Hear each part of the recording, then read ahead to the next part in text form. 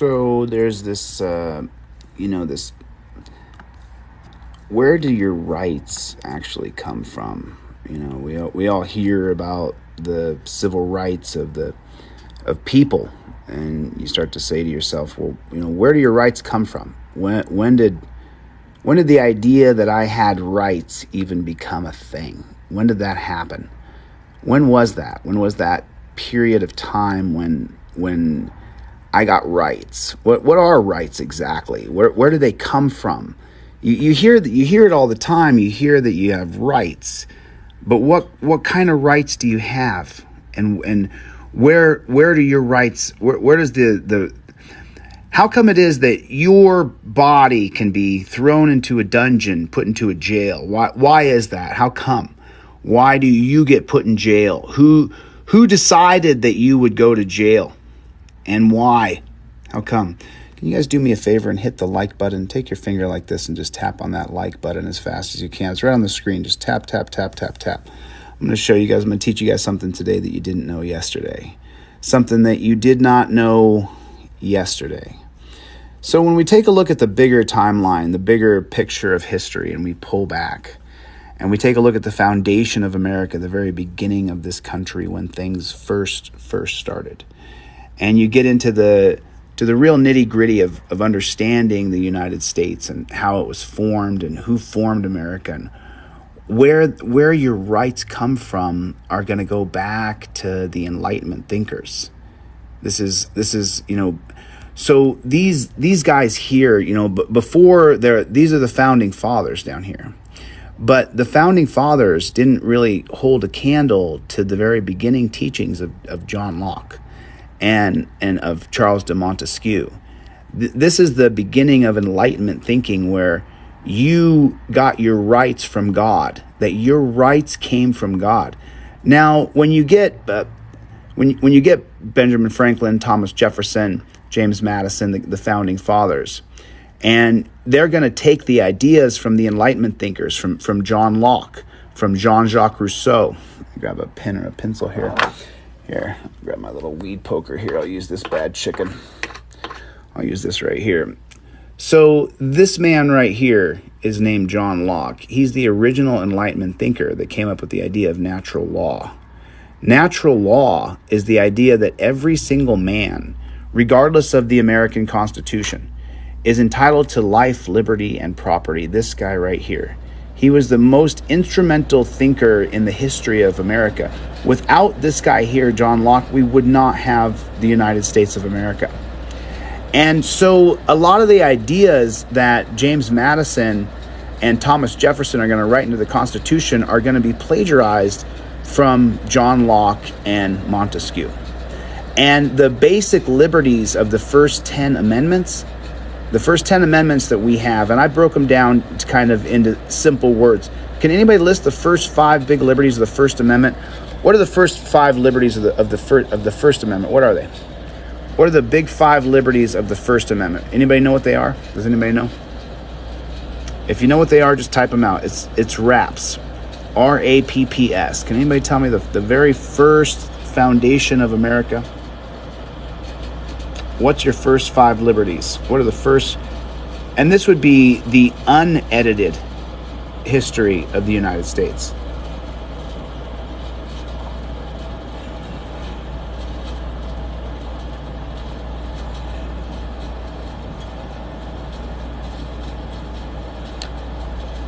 What does RAP stand for?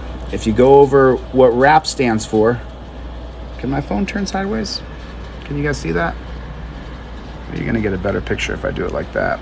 There's a better picture of the graphics so you guys can see it.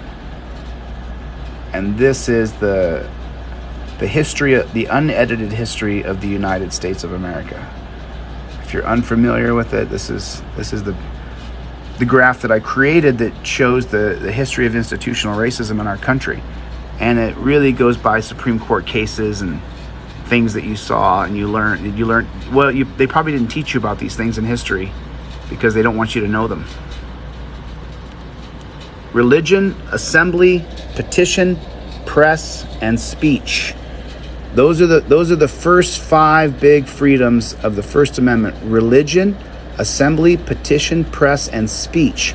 RAPPS. That's what that stands for. And the idea of your first 5 big liberties come from John Locke. They come from John Locke. They don't come from the Constitution. They don't come from Madison redrafting the Constitution from 1791 to 1793. Because the Constitution is going to be ratified in 1791, but these are going to go in 1793, and then the Constitution is going to be ratified into law. The Second Amendment, self-protection, is the right to bear arms. Self-protection also means you can have body armor and stuff like that. The third one is no troops shall be quartered, that not in times of war, without permission. So, and then your Fourth Amendment is your freedom standard, the basic freedom of the Fourth Amendment. So, this is probably the most important part of this graphic. The Fourth Amendment is the right of the people to be secure in their houses, papers, and effects against unreasonable searches and seizures shall not be violated. And no warrant shall issue but upon probable cause, supported by oath or affirmation. And particularly describing the place to be searched and the person or things to be seized. And that's your Fourth Amendment. And people don't know it. People don't know it. So what happened? What went wrong? Well, what went wrong was in 1968 in a Supreme Court case called Terry versus Ohio. They made it so that they would get rid of your Fourth Amendment and say that reasonable articulable suspicion would be the biggest factor that we needed to worry about. Reasonable articulable suspicion. And officer safety would be the number one priority of the government. Not your rights, not defending your rights, but officer safety would be the number one priority. So if we just slide down the graphic from 1968, well, what happened in 1968? MLK Jr. was assassinated in April of 1968. What did the prison system look like?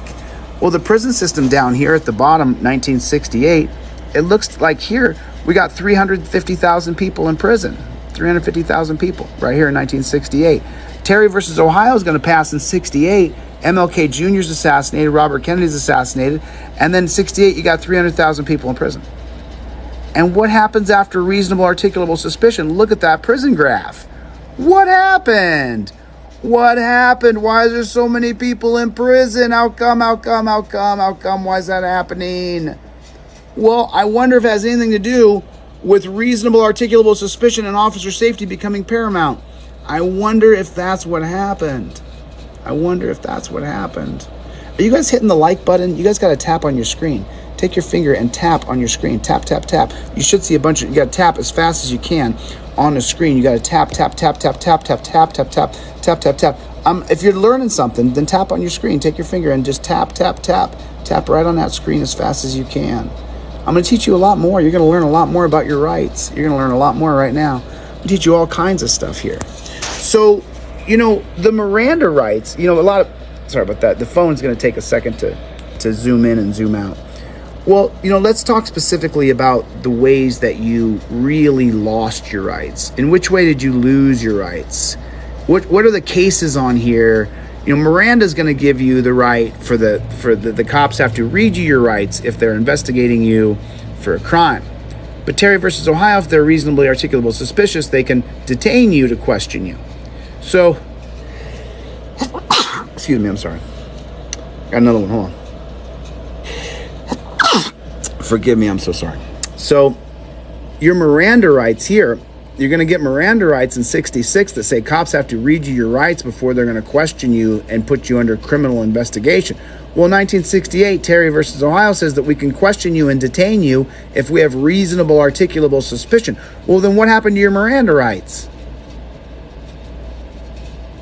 A lot of people don't even think about it. They don't even understand the difference.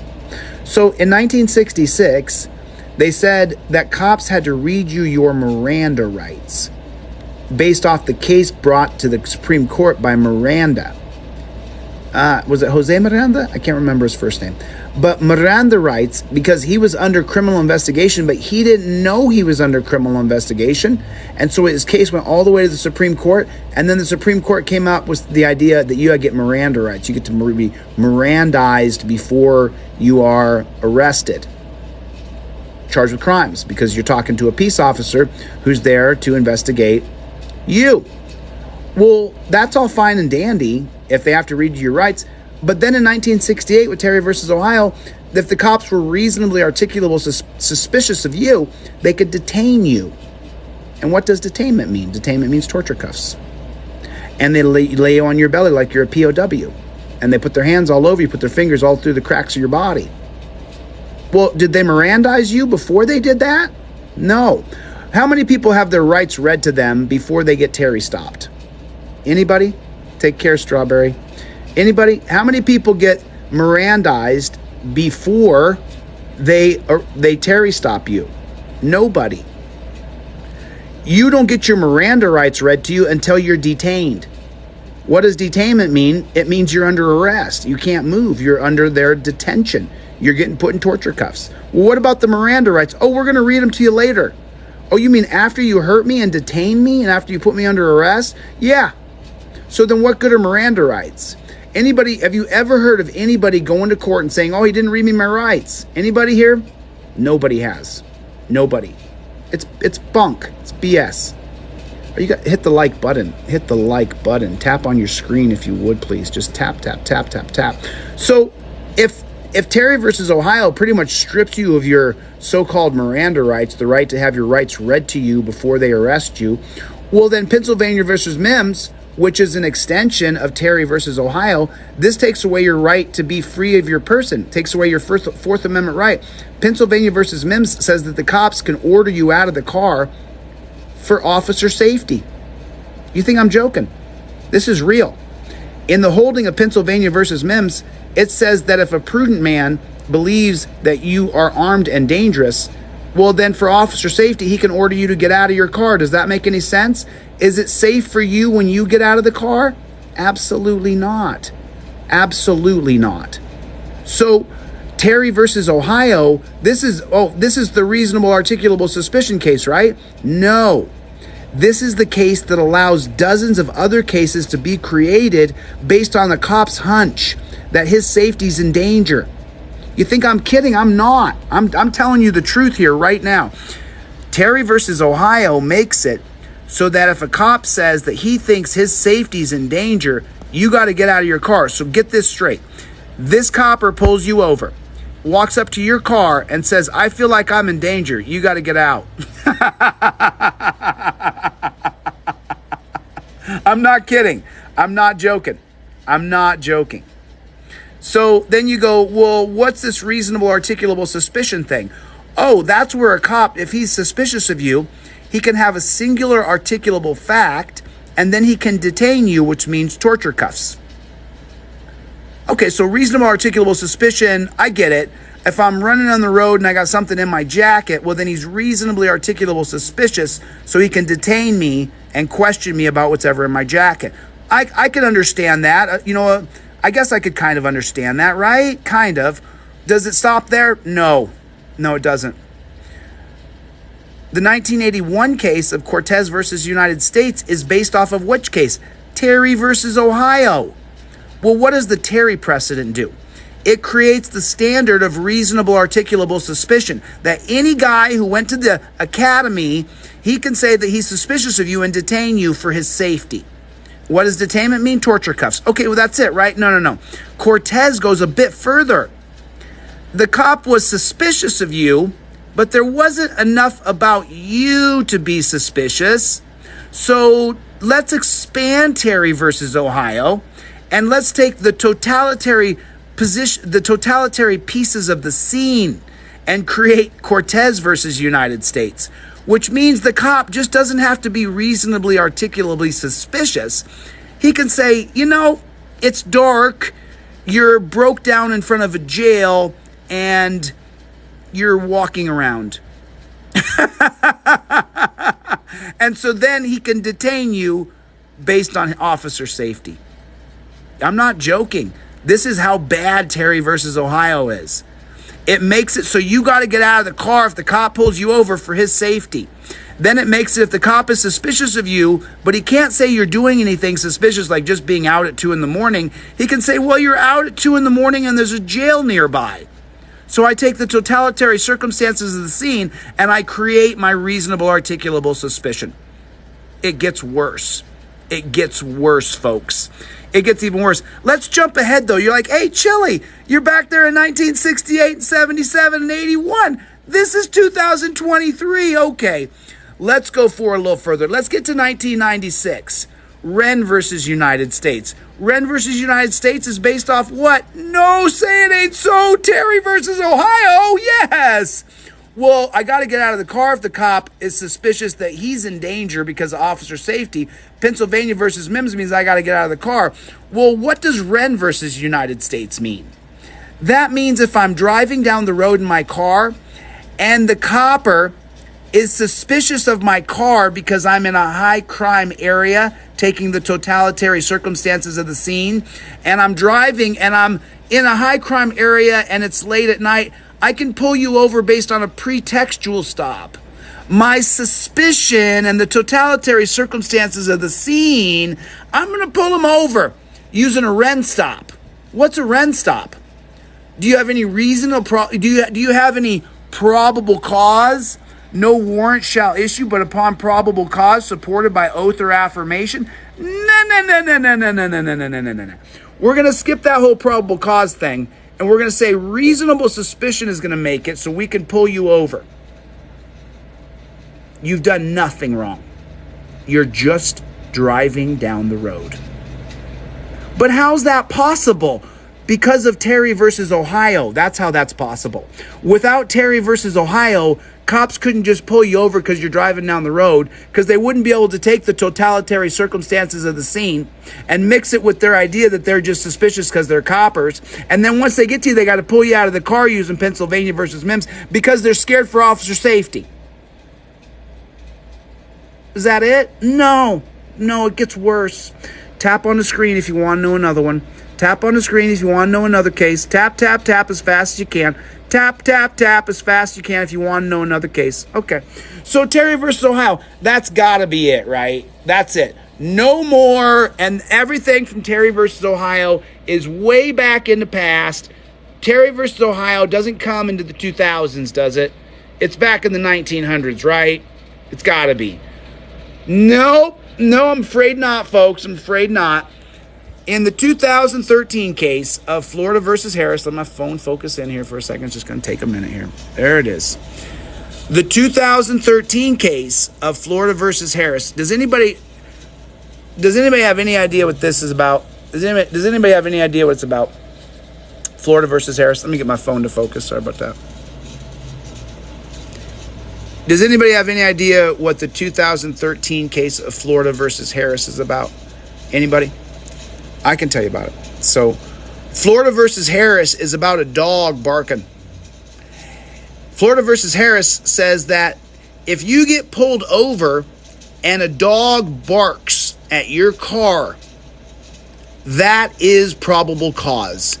If a dog barks, if they bring a drug dog around and that dog barks at your car, that is probable cause. Well, what's the problem with calling a dog barking probable cause? What is the problem with that? The problem with that is that it says in the Fourth Amendment, no warrant shall issue but upon probable cause, supported by oath or affirmation. So wait a minute. Hold on a second.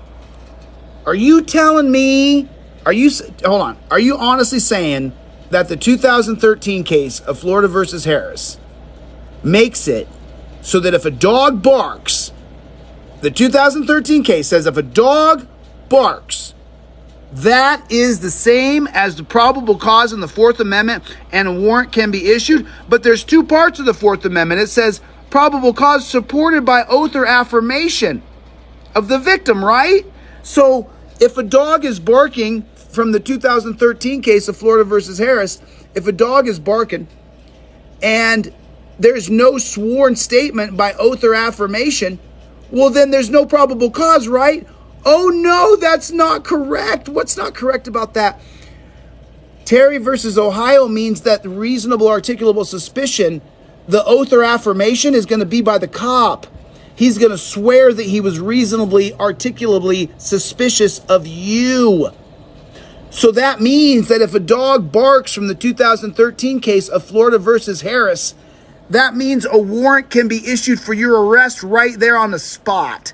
You go to jail now. How's that possible? Terry versus Ohio. That's all possible because of Terry versus Ohio. Well, that's got to be it, right? There's nothing else. There's nothing else that's going to stem off Terry versus Ohio. Come on, bro. There's nothing else, right?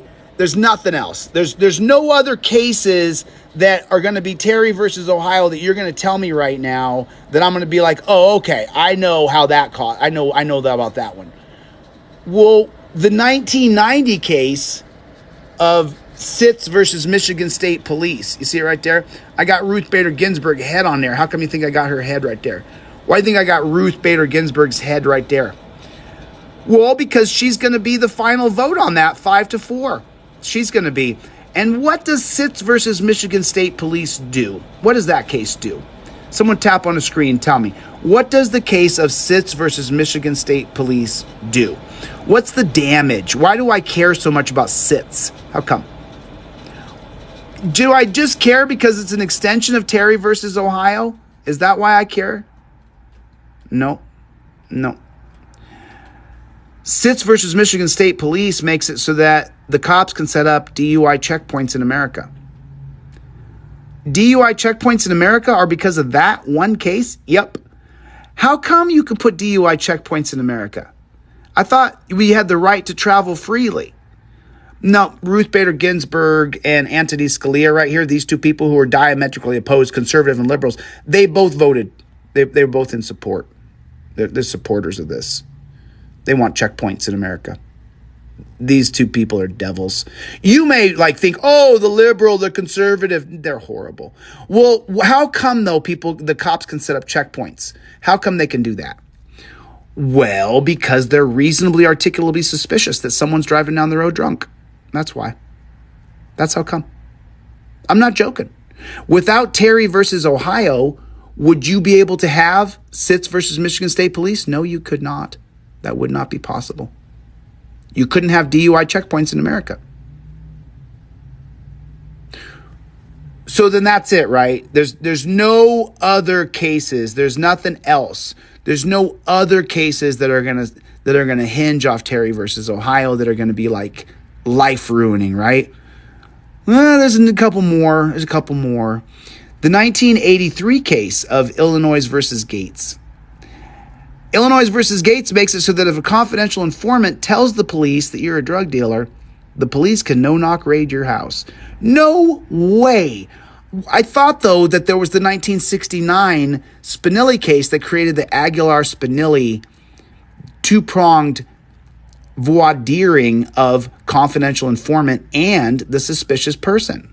So in 1969, Spinelli Aguilar made it so that if a confidential informant told the cops you were a drug dealer, well, the cops had to investigate the confidential informant too. That way, the pharmacy across the street couldn't call the cops from the pharmacy across the street and say, hey, they're selling, bootleg drugs out the back. So Aguilar-Spinelli of 1969 made it so that cops had to really have the information down pat. And you often hear today about this thing called swatting, where they go to someone's house and they get swatted. How could that happen? Well, because of the 1983 case of Illinois versus Gates that removes the Aguilar-Spinelli two-pronged test when a confidential informant tells police that you're a drug dealer. And so then you call in and you go, hey, the guy next door has done bad things to his wife and his kid, and I think that they're in a broom closet and that he's running around the house and he's got something in his hand with red stuff all over it. And the cops go, oh my God, we got a tip from a confidential informant. Because of Illinois versus Gates, we can just act on that. Chille, you just told me, though, Spinelli Aguilar says that they have to investigate the confidential informant and they have to investigate the person who's suspicious, right? Yes, that's what I said. Oh, so you mean Aguilar-Spinelli is going to be up into the Illinois versus Gates, and what they're going to use is Terry versus Ohio. They're going to say if the cops get information from someone, regardless of the Aguilar-Spinelli holding, because of Terry versus Ohio, the cops have a right to investigate anybody they get a tip on because of Illinois versus Gates. Illinois versus Gates wouldn't be possible without Terry versus Ohio. The Aguilar-Spinelli two-pronged test would still be in effect. But because of the tyrannical Terry versus Ohio that allows any old piggy to have reasonable suspicion, now all you got to do is call the cops and say, my neighbor's got his wife in a closet and there's red stuff all over his hands. And they can go in with the SWAT team. They couldn't do that before 1969. How well has it worked out? How's it going? It's going like ish. It's going like ish. You guys want another one? Tap on the screen. Just tap, tap, tap, tap, tap, tap, tap, tap, tap on that screen. Tap, tap, tap, tap, tap, tap, tap, tap, tap. So they got this channel pretty shadow banned, huh? This channel's pretty shadow banned. I guess no one can come to this channel. Tens of thousands of subscribers, but nobody knows we're live. They don't tell anybody. Is that what it is? So tell some friends, you guys. And get over to the website, DeleteLawz.com. This poster right here is available on my website, DeleteLawz.com. You can get this exact replica poster. It's on DeleteLawz.com. So then that's got to be it, right? That's got to be it. No. Atwater versus City of Lago Vista, 2001. Does anybody know what that case says? Does anybody know the Atwater case? Put a 1 in the chat if you don't know what Atwater versus City of Lago Vista is about.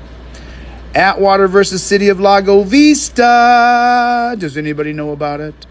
Does anybody know about Atwater? So this is where, what's her name? Gail Atwater, I believe her name was, in the city of Lago Vista, Texas.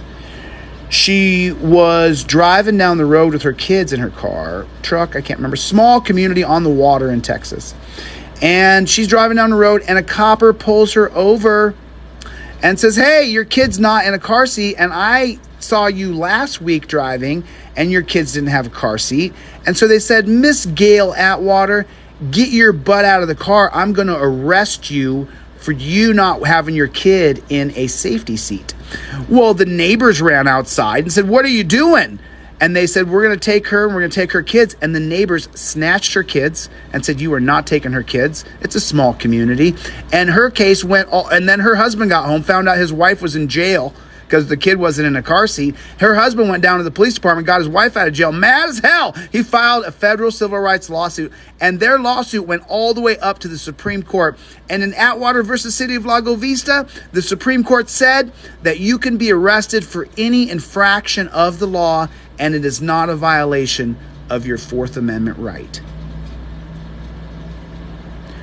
She was arrested for her kid not having a car seat, and then they sued, and then the Supreme Court said that, sorry, we're going to give police absolute power. I believe the holding was written by one David Souter.